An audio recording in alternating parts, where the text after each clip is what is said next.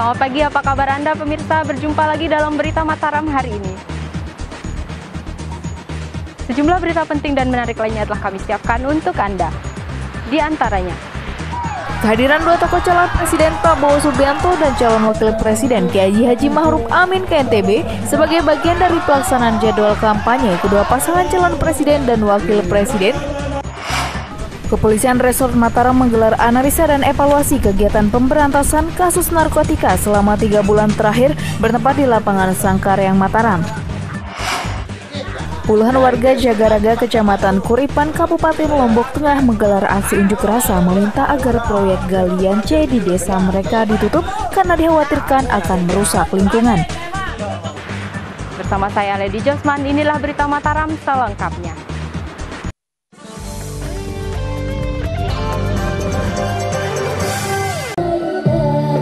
Calon Wakil Presiden nomor urut 1 Ma'ruf Amin hadir menyapa warga masyarakat Pulau Lombok Selasa siang dengan menggelar kampanye terbuka dan menargetkan suara 80% di Nusa Tenggara Barat.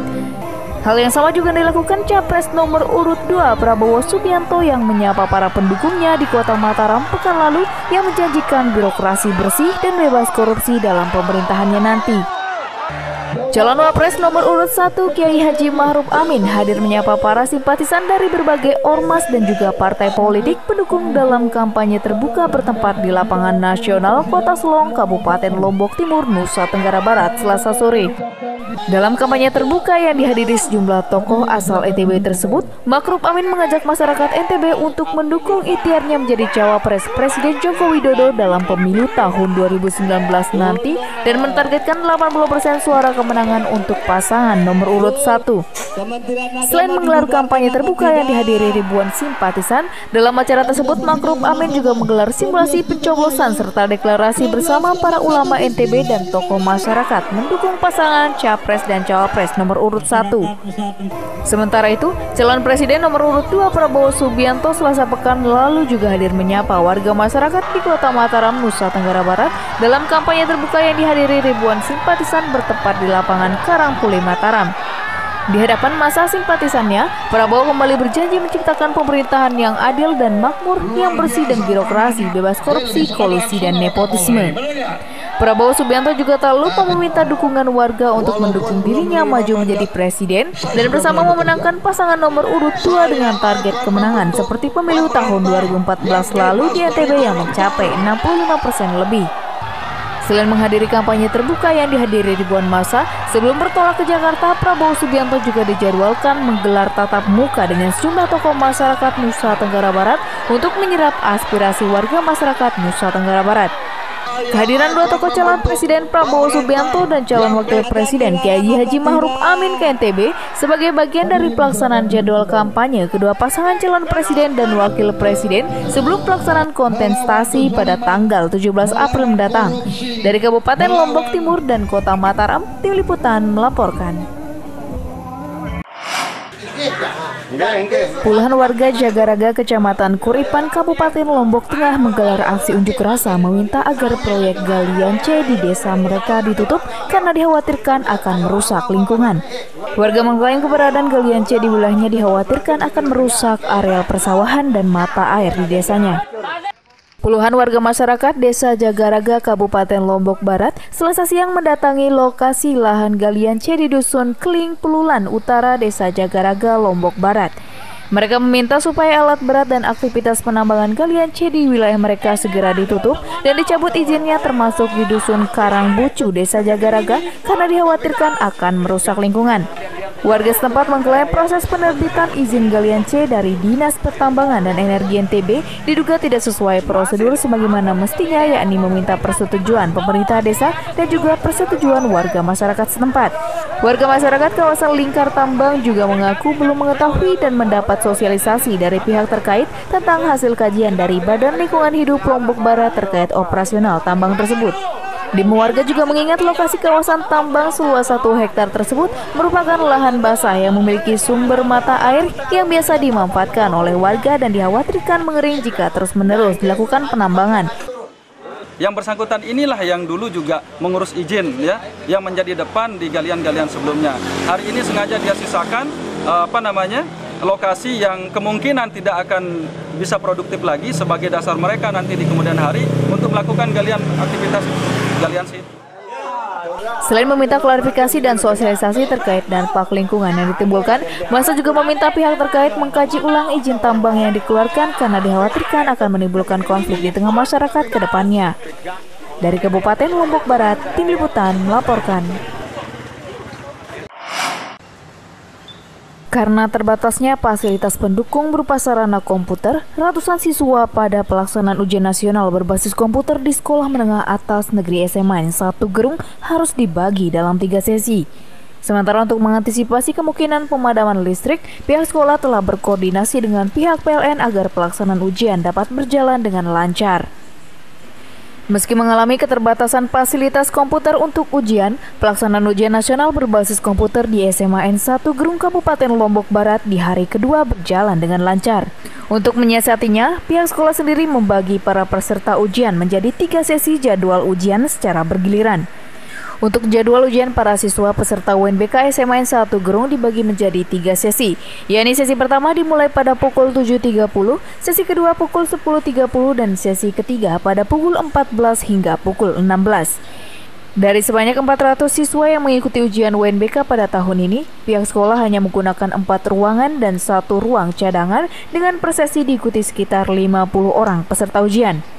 Pihak sekolah sendiri mengatakan pelaksanaan UNBK di SMA N1 Gerung terpaksa membagi jadwal pelaksanaan ujian karena keterbatasan sarana komputer sehingga harus dibagi dalam 3 sesi ujian agar seluruh siswa bisa mengerjakan ujian secara bergiliran. Selain kendala fasilitas yang tidak mencukupi, untuk mengantisipasi kendala lain, pihak sekolah juga bekerja sama dengan pihak PLN untuk meniadakan pemadaman selama ujian berlangsung.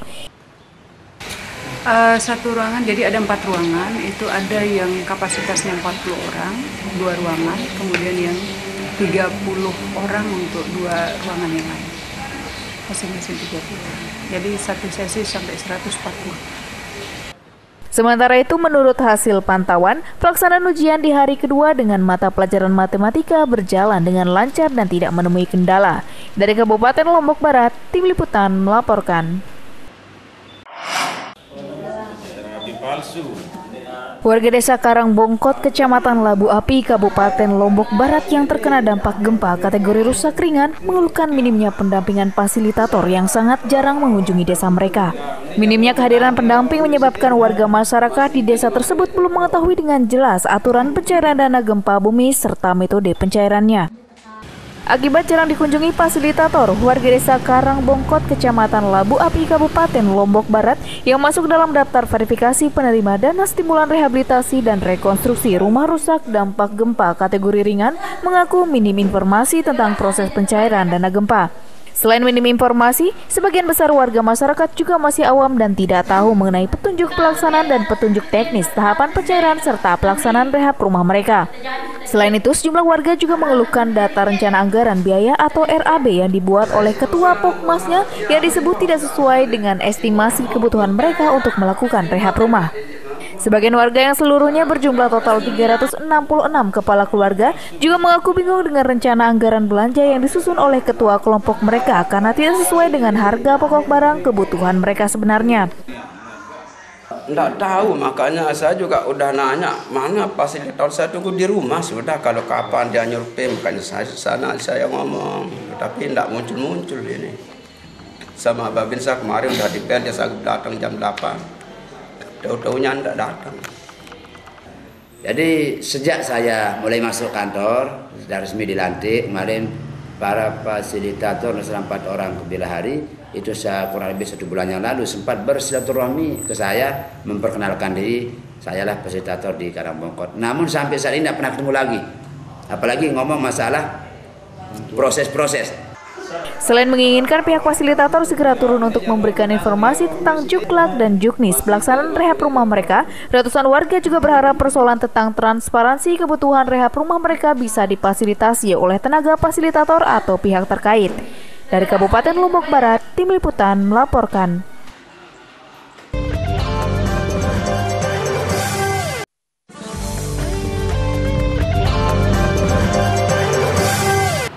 Masih bersama saya Lady Josman, berikut kembali kami sampaikan berita utama Mataram hari ini.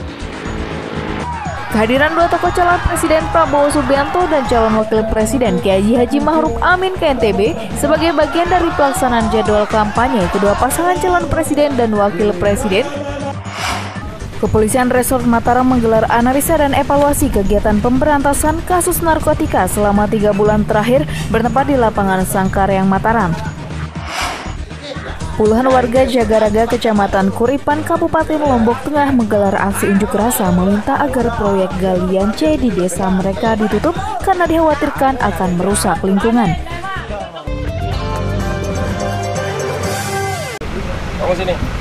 Kepolisian Resort Mataram menggelar analisa dan evaluasi kegiatan pemberantasan kasus narkotika selama 3 bulan terakhir bertempat di lapangan Sangkareang Mataram. Dalam rangka peningkatan pengawasan dan pemberantasan tindak kejahatan narkotika ke depan, Polres Mataram juga akan menggandeng aparat TNI agar bisa diminimalisir ke depan. Analisa dan evaluasi ANEP 3 bulanan digelar Polres Mataram bersama pihak Detasmen Polisi Militer dan POM TNI khusus kasus pemberantasan narkotika di wilayah hukum Kota Mataram bertempat di lapangan Sangkareang Mataram awal pekan ini. Langkah analisa dan evaluasi tersebut dilakukan sebagai langkah transparansi dan keterbukaan publik sampai sejauh mana proses pemberantasan kasus narkotika yang telah dilakukan petugas di triwulan pertama tahun 2019. Dalam paparannya, Kapolres Mataram menyatakan selama 3 bulan berturut-turut jajarannya telah mengungkap puluhan kasus penyalahgunaan narkotika dengan 22 orang pelaku dan barang bukti 236,78 gram sabu dan 2.127 kg ganja dari para pelaku. Menurut aparat, hal tersebut menunjukkan peredaran narkoba di Kota Mataram masih cukup mengkhawatirkan dan membutuhkan atensi serta kerjasama para pihak terkait untuk menekan dan memberantas peredarannya ke depan. Karenanya untuk proses pemantauan dan penindakan nantinya, Polres Mataram sendiri akan menggandeng TNI untuk bermitra bersama mengantisipasi maraknya peredaran narkoba di Kota Mataram dan sekitarnya sebagai semangat bersama anti narkoba. Selain berupaya melakukan pencegahan keluar di tengah masyarakat, para pihak juga bersepakat untuk mengawasi kepada para anggota TNI Polri dalam hal kemungkinan penyalahgunaan narkoba yang bisa saja terjadi. Kita melakukan 22 tahanan, 16 ungkap kasus, total barang bukti 236,78 gram untuk sabu-sabu dan 21,27 kg untuk ganja. Komitmennya yang jelas bagaimana peredaran narkoba di NTB ini lenyap.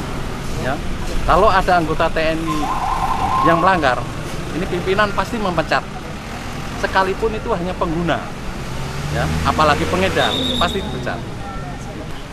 Selain berkomitmen bersama memberantas narkotika, para pihak juga bersepakat akan membangun sinergi yang baik dalam langkah konkret pencegahan dan penindakan kasus penyalahgunaan narkotika ke depannya. Dari Mataram, Tim Liputan melaporkan. Seorang pemuda diamankan tim Satreskrim Polres Mataram karena diduga membobol toko dan mencuri sepeda motor di ruko tempat berjualan bangunan tempat dirinya bekerja. Motifnya pelaku sakit hati dengan sikap pengelola ruko yang memecat dirinya secara sepihak karena dinilai tidak rajin bekerja. Seorang pemuda berinisial AR 27 tahun warga Dusun Ranco, Kecamatan Gunung Sari, Kabupaten Lombok Barat diamankan tim Satreskrim Polres Mataram karena diduga melakukan aksi pencurian di sebuah ruko bahan bangunan di Desa Taman Sari, Kecamatan Gunung Sari. Penangkapan pelaku berdasarkan laporan kehilangan dari korban berikut informasi dari warga masyarakat yang mengetahui pelaku memperjualbelikan sepeda motor dengan harga murah yang dicurigai warga.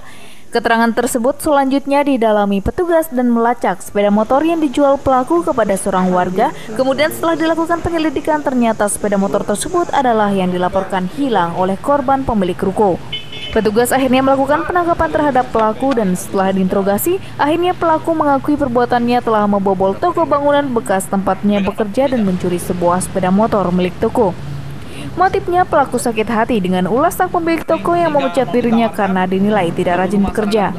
Selain mengamankan pelaku, petugas juga menyita sebuah sepeda motor Matic yang sebelumnya sempat dijual kepada salah seorang warga seharga 1,5 juta rupiah. Jadi dia ada unsur sakit hati sehingga dia sudah tahu seluk-beluknya situ lagi. Setelah mengambil sepeda motor, dia mengambil kunci sepeda motor yang dia juga sebelumnya tahu di mana tempatnya di laci. Dan sepeda motor itu dibawa pulang. Atas perbuatannya nekat membobol toko dan mencuri motor, pelaku diancam pasal 363 KUHP tentang pencurian dengan pemberatan dengan hukuman pidana kurungan 5 tahun penjara. Dari Mataram, Tim Liputan melaporkan. Tim Pengawal Pengamanan Pemerintah dan Pembangunan Daerah TP4D Kabupaten Lombok Timur mengajak seluruh organisasi perangkat daerah agar segera melakukan progres pengerjaan proyek pembangunan tanpa menunda sampai akhir tahun. Pihak TP4D juga berharap seluruh OPD di Kabupaten Lombok Timur untuk bersinergi bersama untuk melakukan pembinaan dan pengawasan dalam mensukseskan realisasi pembangunan berbagai sektor di daerah.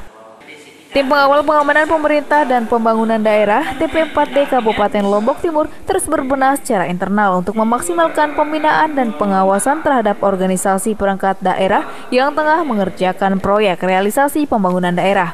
Pihak TP4D Kabupaten Lombok Timur sendiri menilai ada sejumlah OPD di Lombok Timur yang mengerjakan proyek molor di akhir tahun yang dikhawatirkan akan berdampak kerugian bagi pemerintah daerah. Melihat kondisi tersebut, TP4D berkomitmen untuk terus bersinergi dan melakukan pembinaan dan pengawasan terhadap proyek yang dikerjakan perangkat OPD untuk memastikan seluruh proyek bisa terrealisasi tepat waktu. TP4D sendiri berharap perangkat daerah dalam hal ini bisa diajak kerjasama dengan baik untuk menyelesaikan setiap proyek yang mereka kerjakan agar tidak menimbulkan persoalan di kemudian hari. Upaya kita adalah untuk menyelaraskan itu sehingga tidak ada penumpukan pekerjaan di akhir tahun. Seperti itu. Makanya kita waktu sosialisasi kemarin pertama kita akan sosialisasi pengenalan terhadap OPD-OPD yang lain bahwa ada tim TP4D terpadu di Kabupaten Lombok Timur. Dalam melaksanakan pembinaan dan pengawasan, TP4D bekerja sama dengan para pihak, diantaranya kepolisian, untuk menguatkan pengawasan dan pembinaan terhadap OPD yang sedang mengerjakan proyek agar terlaksana sesuai dengan mekanisme dan aturan yang disepakati bersama. Dari Kabupaten Lombok Timur, Tim Liputan melaporkan.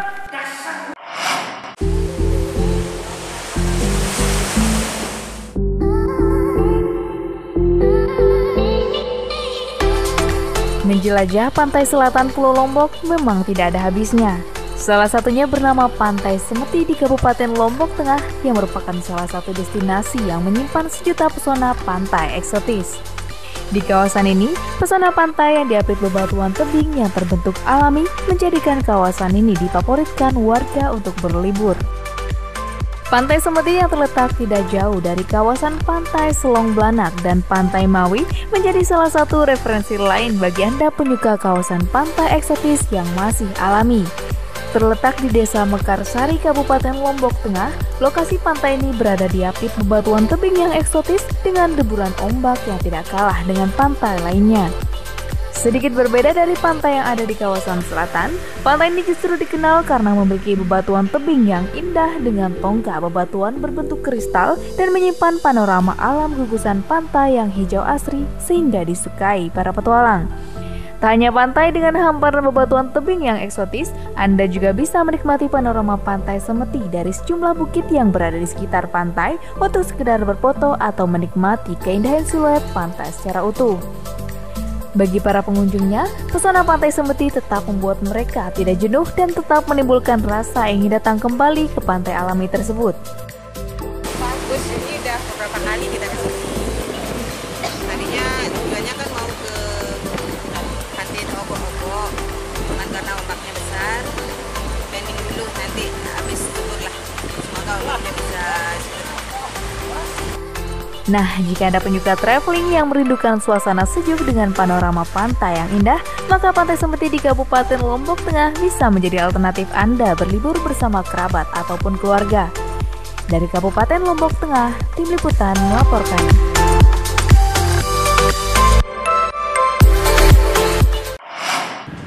Pemirsa, demikian berita Mataram yang berhasil dihimpun redaksi kami hari ini. Saya Lady Jasman, pamit undur diri dari hadapan Anda. Terima kasih, selamat pagi dan selamat beraktivitas.